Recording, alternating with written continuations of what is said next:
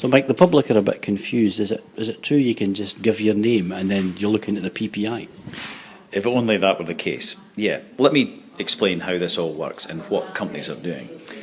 And they are very much misleading the public, which is very, very unfortunate, and it's what gets the industry a bad name. So you've seen these adverts, you've seen them on Facebook, you've heard them on the radio, you've seen them on the TV. It says, just give us your name and we'll find out if you've had PPI. Absolute nonsense, to be perfectly frank. What they may be able to do is to get information back maybe 10 years. So how do they get that information back? Well, what they do is they do a thing called a mini SARN.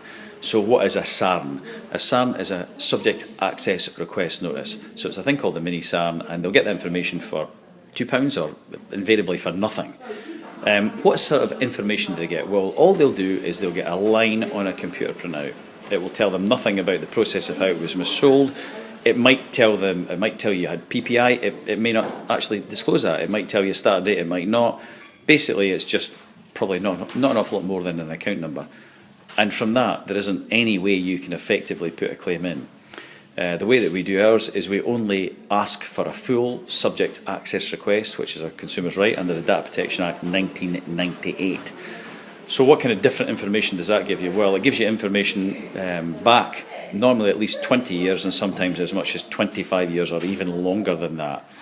It contains original paperwork, it has computer records, and it also has file notes, computer notes, all of the things that allow us to effectively put a customer's claim together. So when we do a claim, we don't do a letter of complaint, as practically every other claims company does, but what we'll do is we'll do a full ombudsman questionnaire, which is 11 pages long, and backed by the evidence that we've then gleaned from the file, which in turn is why our success rate is 99% and over. It's a different way of doing it. You only get the one chance to complain and you want to do it correctly.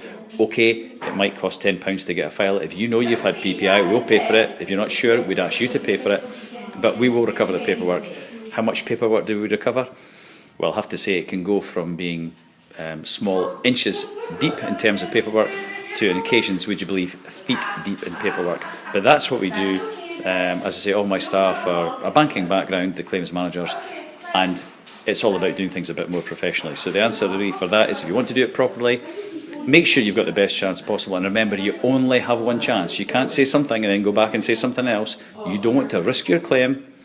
The only way to do it is to recover all the paperwork under a full SARN, which is exactly what we do.